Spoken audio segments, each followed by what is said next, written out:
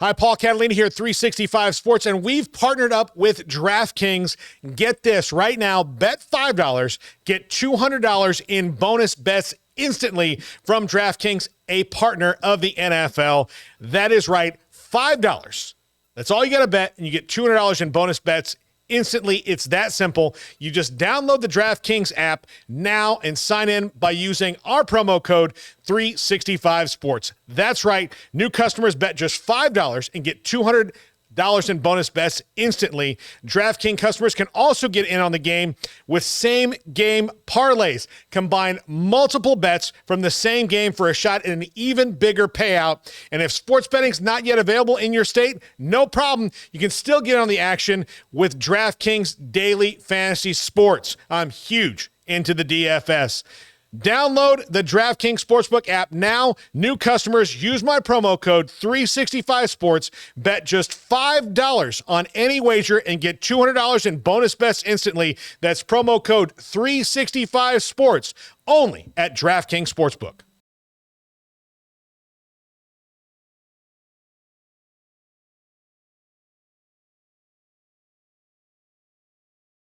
We're now joined by Tim Brando, Fox Sports, with Craig and Paul, and I'm David Smoke. It has been far too long. You have been busy, and great to have you back on the show. How about this weekend? Good game, huh? TCU and Houston both need a win. Yeah, looking forward to it. Can't wait. Spencer and I are pumped. It's a home game for him. He lives in nearby Sugar Land, and for me, I get to take the wife on a nice little 4-hour drive down to Houston. So that's always good after flying to the West Coast last week. And I'm going to be going back there. In fact, next week I've got Big Ten Friday Night Lights, and I've got Saturday night Pac-12 After Dark again with USC and Arizona State in the desert. So Spence and I are going to do Let's Play 2 next week, one on FS1 and one on Fox, the late night tilt, the 9:30 Central Time start. And you know what? I can't wait to see Dillingham, the new coach at Arizona State. He was with Lanning over at Oregon as his offensive coordinator. Did a great job at Auburn, you might recall. Went with Bo Nix over to Oregon. And I think helped resuscitate Bo Nix's career, really. And I think he's going to do a bang-up job at Arizona State. That's where he's from. Went to school at Chaparral High there. Really great story to tell on him. He's barely he's maybe 31 or 2, and he looks like he's 21 or 22. So I look forward to seeing him again. But yeah, this game in Houston takes on a sort of a win or else mentality, I think, for the credibility of TCU and for the credibility of Dana Holgorsen and Houston. You know, moving into the Big 12. I mean, after spotting Rice 28 points and losing to a team that they left the American Conference, you know, you think about Rice and where they are. And I know JT Daniels is playing on his 18th team, and he's a pretty good quarterback. But I don't suspect that they felt like their fan base or Tillman Fertitta, who is sort of the T. Boone Pickens of Houston football, I'm sure they did not take that loss too well to Rice last week. So this is a big game for Holgorsen, for Houston as a program, and I think for TCU in a lot of ways, because even though they looked a lot better, it was against Nicholls State, and that's not enough to get the Horned Frog fans back in good favor. So it's a huge game for both. Tim, Texas had the tremendous win against Alabama, and that wasn't, fluky or anything. It was they went in and controlled the game at Bryant-Denny Stadium, as you know, maybe the toughest place to win when you're not Alabama in the country. What are your thoughts on what the future for the Longhorns might be? Well, by the way, first, because they're non-conference right now, all right? They'll be an SEC team next year. Fellas, you know the last non-conference loss Alabama ever had in Tuscaloosa? I don't. Was it Florida? No, that's a non-conference. No, non-conference. Non-conference. Last See. 2007, University of Louisiana, Monroe. Oh, Nick Saban's first year. Charlie Weatherby was coaching the Warhawks, and they went in there and got that win in 2007. and they had not lost a non-conference game since. So, yeah, I had to give – Terry Bowden, by the way, is 2-0. First time that's happened, in Monroe in a long time. So, wanted to take care of the alma mater while I was on with you. Well, but, they should build – that was a big win for Texas. They should build Weatherby statue next to yours, Tim. I tell you what, I hope Bowden gets a statue, and I think if he can get him to a bowl game, they may build him one. He certainly deserves it. He's doing it right and doing it with the lowest budget in Division I. So I wish him the best. But let me get to Texas, because I fell on the sword. If you guys have been keeping up with me, I said I was wrong. Yep. And I do believe that you have to say that when you miss. And I took a swing and a huge miss in calling Texas the Texas A&M of this year. I guess I got caught up in the we're back, thinking they would play as they had played in past big games under Sark, not to the best of their ability. And they played beyond that. And I think that it was no fluke. They were tossing Alabama's offensive line around like rag dolls. It was incredible to see a Saban coach team out physical that way. And they really were. I mean, when LSU went in there with Burrow and won in 2019, they out-schemed and out-skilled Alabama. Out-schemed and out-skilled. I didn't think that LSU was physically dominant in that game. Texas was physically dominant in this win against Alabama. The score really should have been worse than it was in many respects. So I'm a believer now in the Horns. Now it's up to them now to sustain a level of success. How do you handle a full cup of success? We'll soon find out, because, as you know, the schedule for Texas is going to pick up. They've got 4 games in the state of Texas, 3 of those games on the road against teams that have had a lot of success against them in the Big 12 in recent years. And I don't need to tell you, they're still the number 1 target for every team in the Big 12 that gets a chance to host them at home. No doubt about it, Tim. And you got to see another one of the quote-unquote top-ranked, top contenders here at least through 2 weeks out in Los Angeles with USC. And as you mentioned, dispatched Stanford pretty quickly. But there's a lot of talk about the defense looks improved. Obviously, the offense is pretty amazing when it's hitting full tilt. What are your thoughts on the Trojans and what you got to see up close? Well, the offense is just an embarrassment of riches. I mean, I don't know that I've seen a better cast of wide receivers and quarterback since that 19 LSU team with Burrow and, Jamar Chase and Jefferson and all those guys that they had on that team that went into Austin and won early in the season. We went on to be an unbeaten and I think maybe one of the arguably best national championship teams that we've seen in the modern era of college football.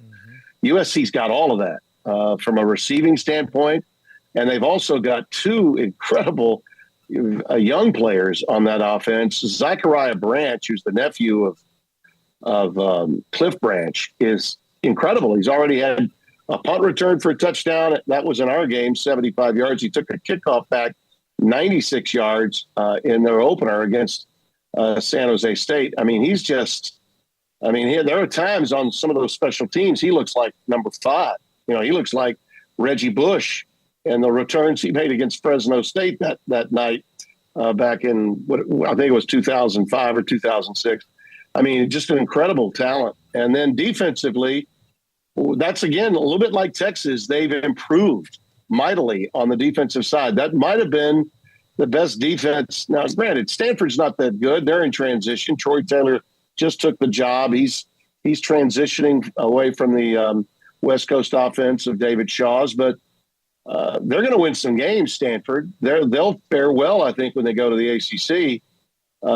Their talent pool is not horrible. Emmitt Smith's son, EJ, plays for them, and he's good, probably has a future beyond college. But they were totally taken out of their game by players like Bear Alexander. This kid is about 6'1", goes about 310, 315, and he just occupied 2 or 3 people and enabled the linebackers to make plays. And that's another thing. A kid from Manny, Louisiana, Tackett Curtis is a stud outside linebacker, just flies around and makes plays.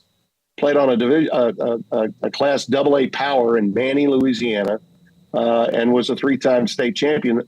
This defense is really good. They're not great, but they don't have to be great when you've got an unbelievable offense. I liken it a little bit to, the Saints when they won the Super Bowl. When you had the best offense in football, you only had to be the 11th best defense in the NFL to win it all. I don't think SC has to be elite on defense. They just need to be better. Mm-hmm. And they are a lot better. And I think that's true also with Texas. They missed some shots in that game with Alabama. They did. They could have scored more than they did.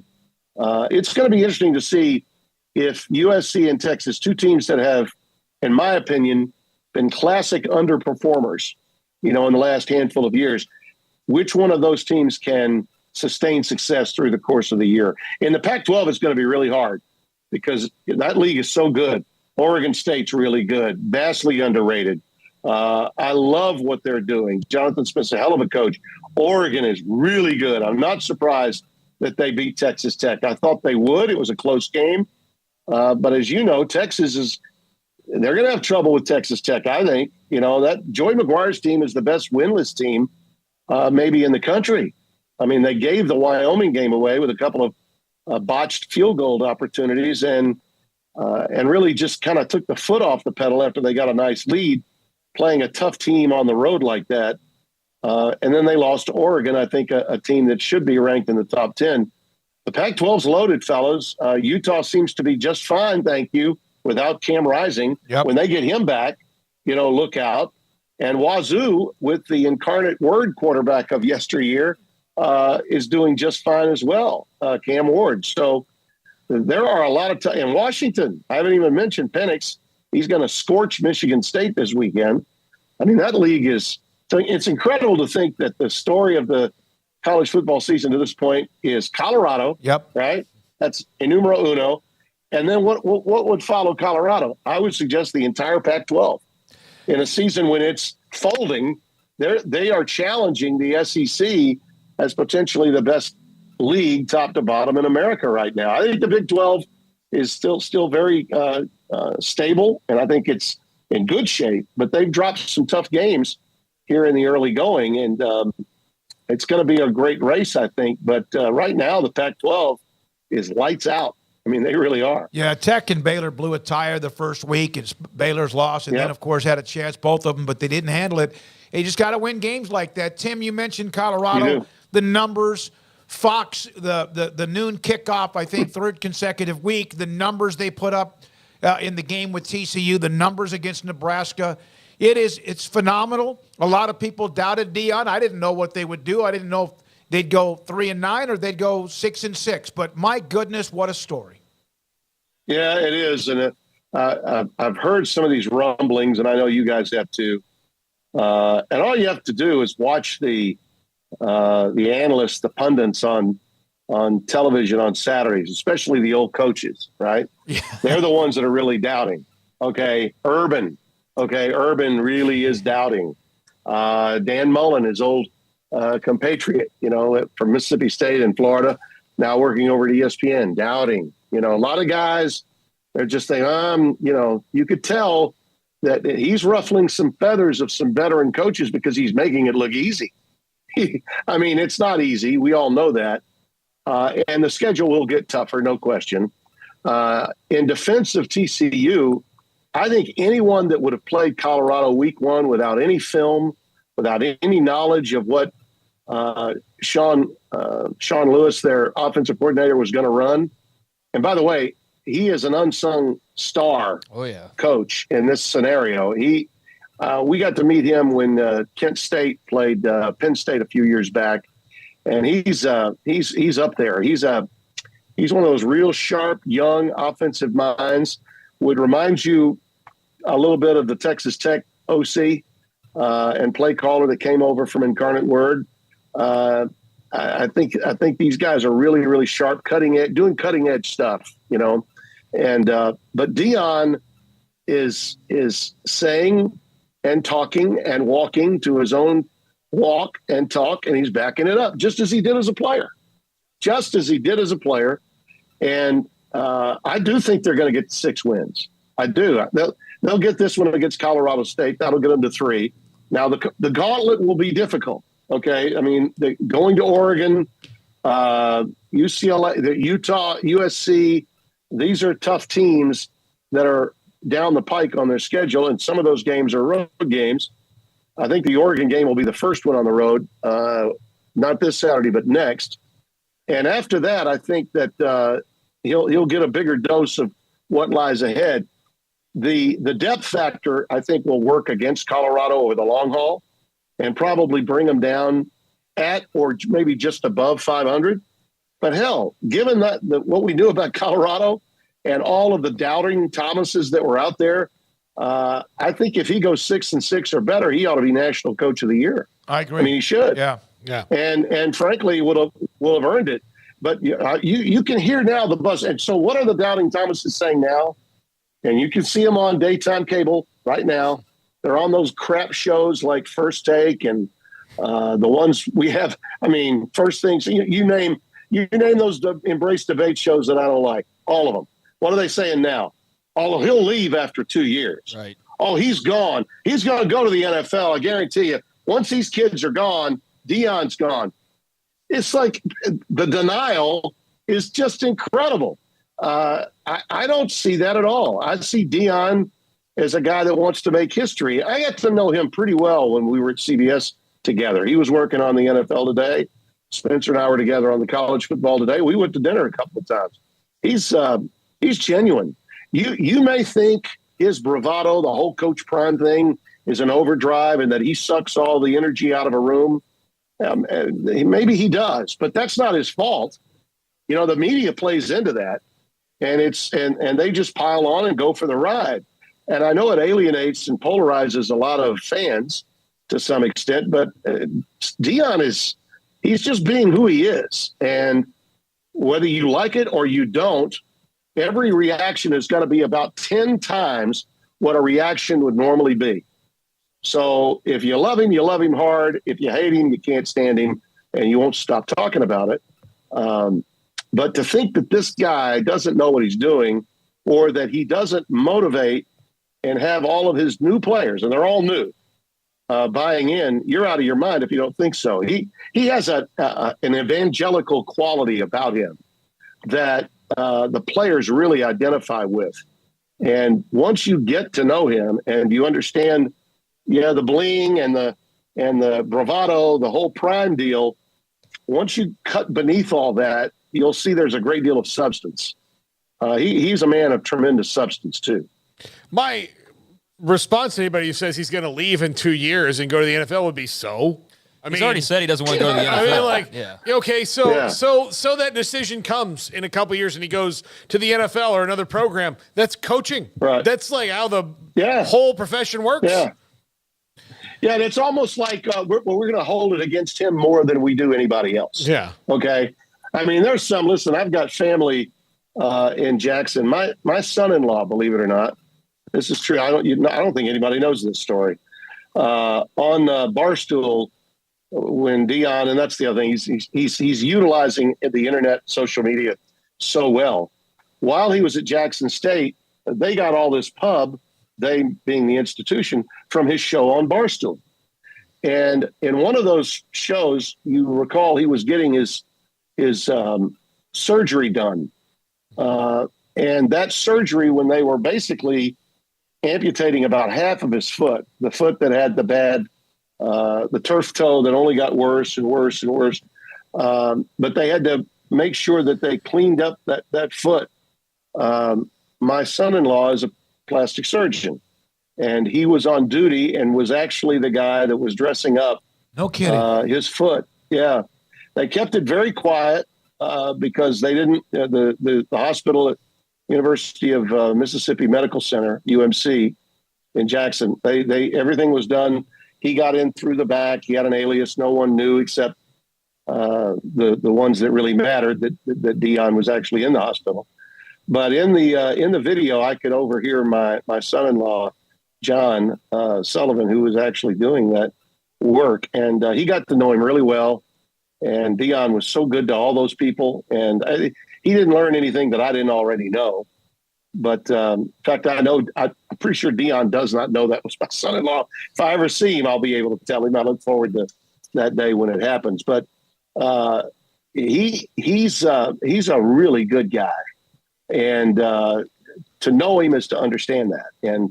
But with that, it's like anybody else that has a high opinion of themselves. A lot of people just aren't going to like that. He loves what he does. He's damn good at it. And some people can't stand other people having success. And he just loves that. He just loves that. That's a great point. Yeah. That's a great point, Craig. Tim, I hate to go from such a good coaching story to one that's not so good, but I don't know when else to ask you here because you've already given us so much of your time. What are your thoughts on Mel Tucker and Michigan State and what's unfolded there here over these past few days?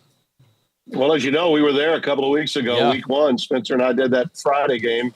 I think I talked to you guys right before we went. Memory serves me. That might have been the last time we spoke. Mel, a lot like Dion in one way, completely different in terms of his personality, but in one way, he's a great leader. Full disclosure, I like him. Great leader of young men, stoic in approach, but still able to get the most out of the players that he brings in. It's one of the reasons why he did so well in the portal. Got the Walker kid from Wake Forest and rode him to an 11-win season, and then getting that new contract worth $9.5 million a year. But last year was tough. And now, you see what happened. And in the aftermath of just having been there and spoken to him preparatory to the game, it's really hard for me to fathom that he could have known what all had gone down through an investigation that had wrapped up on July 25th, or I believe that was the date, that the school had hired someone outside, as they always do, to conduct the investigation, that he had admitted to all the things he admitted to, which I found when I was reading it, guys, stunning, absolutely stunning, because just the admission itself of a coach that is a leader of men with all that responsibility, to admit to that in print and then to hear it. I mean, I cannot imagine, and this is just my opinion, I cannot imagine that he'll ever coach there again. I mean, that's just my opinion. I don't see it happening. But when you see and you read through it all and you get all that information, the advocate or activist, if you will, for rape victims, who was hired not only there but everywhere. Okay, this is a young lady that gets $10,000 from a school, goes in, speaks, and literally does it all across the country. And she was a victim in a story from years ago at Oregon State, where multiple players allegedly gang raped her. For all of the conversation that went back and forth between those two, which I'm sure rang very similar to what you guys were hearing years ago there in Waco. Some of this story does remind us of a very dark period there at Baylor, but nothing is stunning individually on a domestic front with a coach who admittedly is married but is estranged from his wife and his kids. I've never seen anything this bizarre. But I would also suggest, based on her story and his, that it doesn't add up from her point of view either. And then what makes it worse is that the school, upon finding out and going about the business of having an independent counsel come in and do this investigation, they know all this, and yet it was kept private, and they would not have addressed it had not someone leaked it to USA Today. So they were willing to wait, actually schedule a quote unquote hearing the week of an open date in October. The school, this is a school that just went through all kinds of post Larry Nassar crap that, was well documented. Everyone around, not just the college world, but through the nation, was aware of what happened with this guy and with what happened at Michigan State. as a result. And some of the people that were in the university system that were powerful from that period, that were able to hold on to their job, that survived that period, are still there. And yet they decided to keep this under wraps until they got to an open date. I mean, that's just bizarre to me. So I believe everyone here looks horrible. Yep. Everyone here looks culpable, horrible, and lacking leadership. It's just one of those incredibly bad stories that we see too often in intercollegiate athletics now, where on every front, the coach, the quote unquote advocate or plaintiff in this case, right? She'll be the plaintiff. So the defendant, the coach, the plaintiff, the activist, and the university look equally bad. Now, my question is going to be exactly what's in that morals clause at Michigan State, because I don't know that a crime here has been committed based on what we've read. But with a morals clause, you don't have to commit a crime. You just have to embarrass the university according to the verbiage that's within the contract. So that's where I feel he'll never coach there again. But whether Michigan State can get away with firing him for cause and not having to pay any of that $76 million that's left on his contract, I'm not so sure about that. They may have to strike some sort of accord. Can you give me about us another 5 minutes or so? I do a little rapid fire from some questions from our chat room. Sure. Absolutely. Who are the top? Obviously, Texas right now is at the top of the Big 12 based on the win at Alabama. But who would you say would be second right now? Would it be Kansas State or somebody else? In the Big 12, I'm going to say right now Kansas State. Yeah. Now we'll find out a lot more about them at Missouri this week. Okay, because Mizzou has not been terribly impressive at home, barely winning against inferior competition. And Drinkwitz needs to get a big win. And here's Kansas State, a ranked team, coming into play them. This is a game that might, solidify his future as a coach at Missouri. So this is a quality. I think that the talent level at Missouri is pretty good. They return a lot of players, and they've recruited obviously very well with that new Missouri law that they've got in play. They've gotten some big-time talent. This is kind of a game that he can hang his hat on a little bit moving into the SEC season. But, yeah, I'd say probably Kansas State. I still believe Texas Tech has got a lot of juice for the remainder of this season. You guys would have to tell me more about Baylor than I know. I hate that Chapin's been in and out. We can't. But I also think TCU. Look, anybody was going to look bad against Colorado in their first game. Nobody had any film. I can't imagine that their defense is going to stay this bad for this long.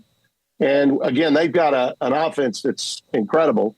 And I think that they can still turn it on and have a very good year. And whenever Oklahoma State is overlooked, they seemingly surprise people. So maybe Mike Gundy's got something going on that we're not privy to. But yeah, right now I'd say K-State. Well, speaking of the stiffest challenge. Speaking of Oklahoma State, Phil in Oklahoma City saying, can you ask Tim to go call Mike Gundy, give him advice on who should be their quarterback number one? I don't think Mike would listen to me, but at least he's got to go with somebody other than Spencer Sanders, right? He's holding the clipboard at Ole Miss right now. Well, that's a good question about them. But again, I'll say this. Oklahoma State fans expect to win, but I don't think that the pressure is ever really applied for them to have to win.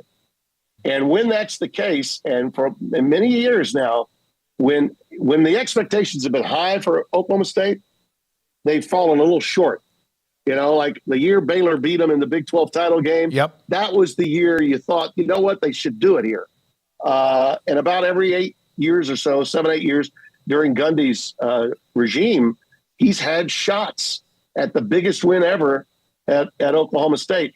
But when you overlook him and you're thinking, no, they're not going to be as much of a factor. And listen, count me in. I was overlooking Oklahoma State to some extent this year. In preseason, I was talking Baylor, TCU, Kansas State, Texas, not Oklahoma State. So look out. They might be one of those sleeper teams out there. All right, from Roger the Dodger, with 7 different USC scorers scoring in the first half, players, were you worried you would run out of cool nicknames for the guys who were scoring? Okay, you see this? There's my depth chart. Let's just say I was running out of. I was like, wait a minute, do I have them on this side? No, maybe I have to go to this side. That's great. It looked like an F paper, my board. They went 4 or 5 guys deep at just about every position. Listen, I'm telling you that if the Trojans defense shows up and plays at a high level again against Arizona State, then I'm going to be really interested in how they match up when they get on the field with teams like Oregon and other programs that I think are strong in the Pac-12. That Utah's had their number, and Utah's still pretty good without Cam Rising. So that'll be a fun game to watch. That's the one defense that seems to have solved USC somewhat, and I think the reason is their coordinator Morgan Scalley is a great defensive coordinator. But USC to me is right up there with Texas in terms of making my preseason prognostications look pretty weak. They're the goods. They're really good. Tim had to have that flip card just right there to pull up and look at the roster. All right, 81. Boom, that's who that is. Yeah, that one. That one's the nightmare we've all gone through, Tim. I wanted to ask you about your opinion on Dabo Swinney and the heat he got after the Clemson game. In that, in this modern era, he is dying on the hill of he's going to do it his way, which much respect to him if it works. The problem is that everyone else around you could not like it either, but they're doing it. Has he put Clemson behind the 8 ball? A little bit. Little bit. He's been hard-headed about the portal. Really hard-headed, which is a shame because that's not the Dabo Swinney I remember, who was, oh, shucks, let's go get us some, boys, when he took over for Tommy Bowden. And, he created a culture of fun for football. When they built that new facility at Clemson, I remember going there after the year Deshaun Watson turned the tables and got that win on that little pick play to Renfro in the national championship. Of course, that was 2 years before they blew out Alabama and got their second title. But that's the thing, he built a culture of fun, and I thought his recruiting was thriving as a result of that. Okay, he put a wiffle ball facility outside for his team, put basically a Chuck E. Cheese in the facility for his team, and a barbershop, but all kinds of a sleeper, all these things to combat Nick Saban's Niagara Falls that he had put in at Alabama. And I remember going and spending time with him, and I'm like, who wouldn't want to play football? What youngster wouldn't want to come here and play football at Clemson? Well, times have changed now. Okay, you can take great credit for bringing in super recruits, and a lot of other teams can do that too.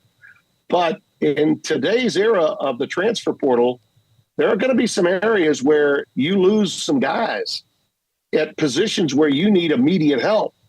And no matter how good of a job you've done, you can be top 10 in recruiting, top 15, which is pretty much where they've been the last few years after those runs of the top recruiting class or top 3 or 4. But there are going to be places where you need instant help through the portal. And by not going there, he's really hurt his team. And where did it show up first? I thought it showed up first at quarterback. It showed up first there. And basically, let me just say this. Saban, who looked a lot more like a guy that would adapt and shelve some of his O-line thinking, this year, for whatever reason, I don't know if he got pissed off because allegedly or reportedly, Drake May turned down $2 million in NIL money to stay at North Carolina. He didn't recruit anybody before the spring to come in the portal as a quarterback. And that's why he wound up with Buckner, the kid that couldn't start at Notre Dame, as his lone get to come in and compete with Milroe and Simpson, who, we're probably going to see all those guys play. So Saban has been less hard-headed, but I think his team is suffering, though, because of some mistakes by not going to the portal sooner that he made.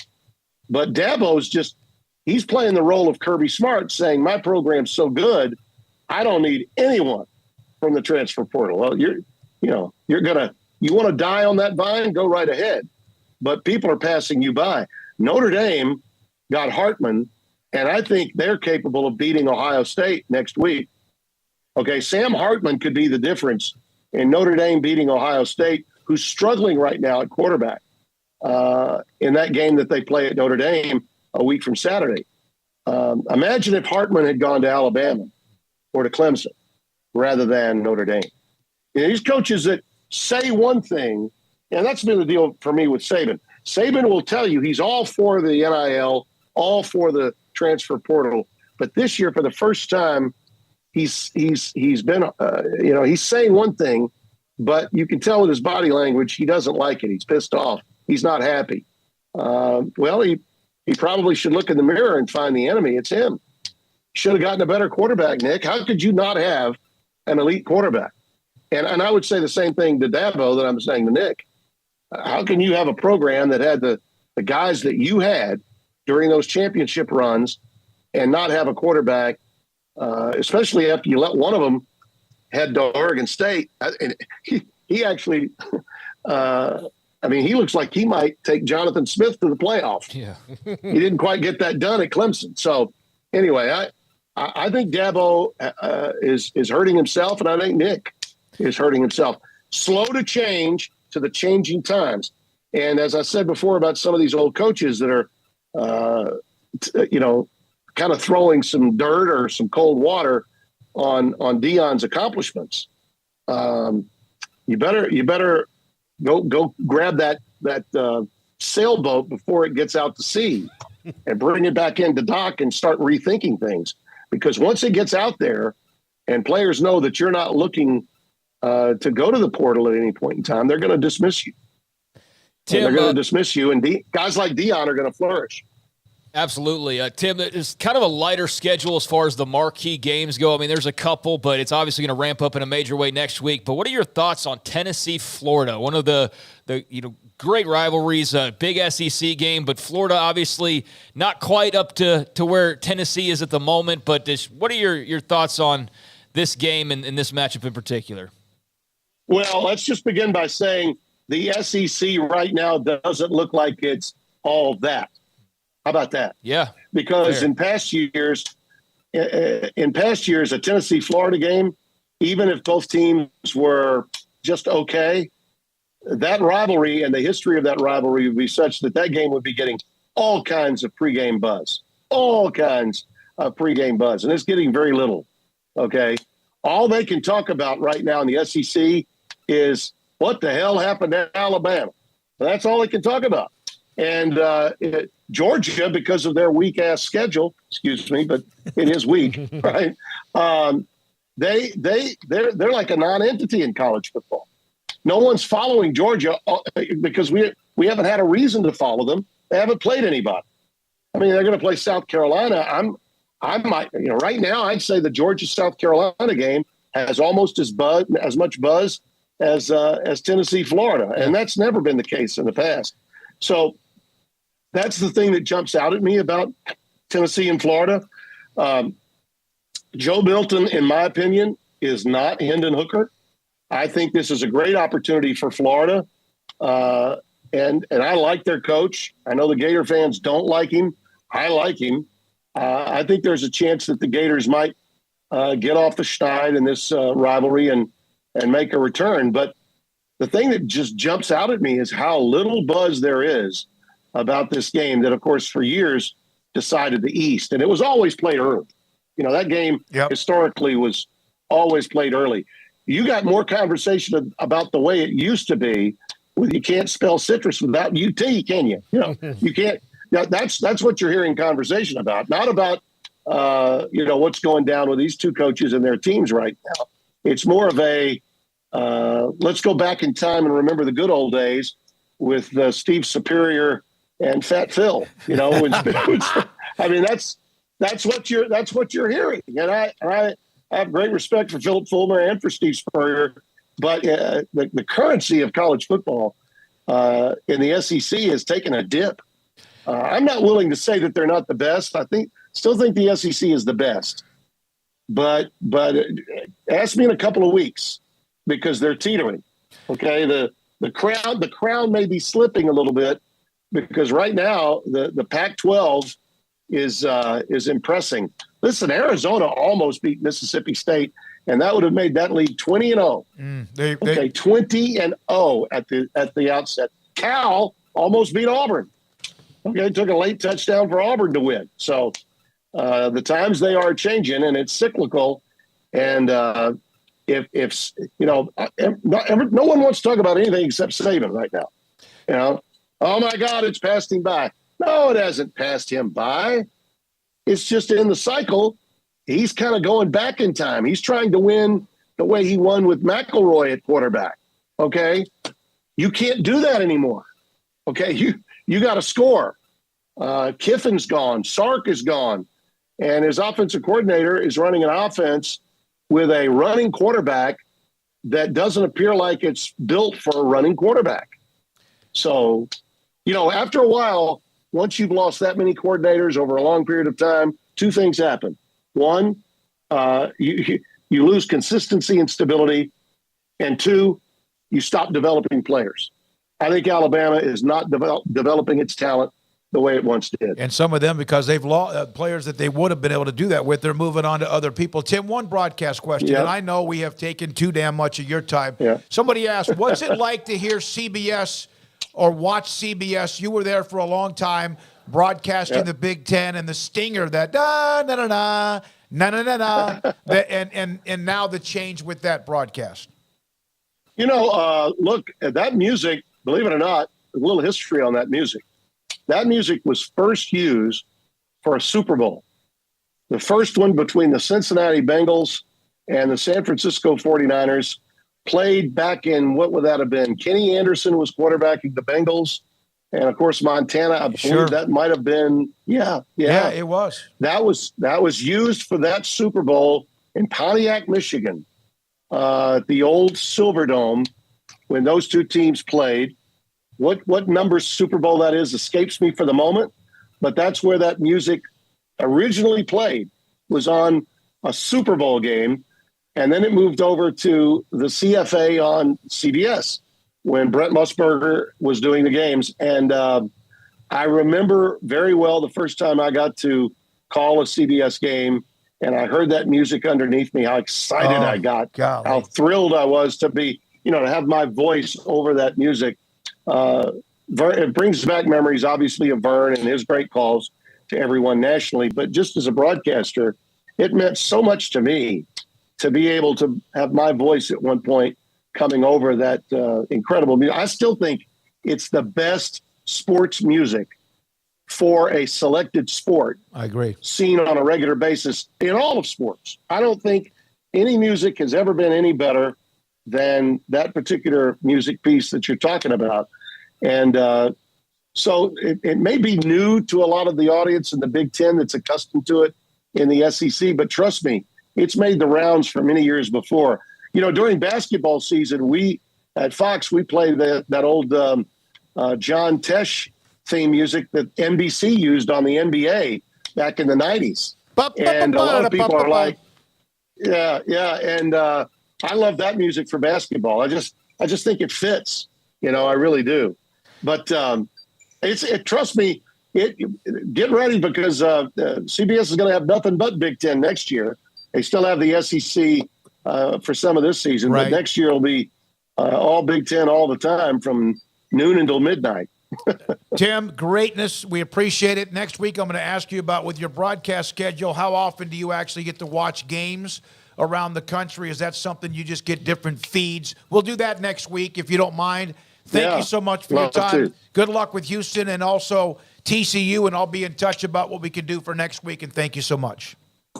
Okay, David. Great to be with all of you. Tim Brando, Fox Sports, with us on 365 Sports.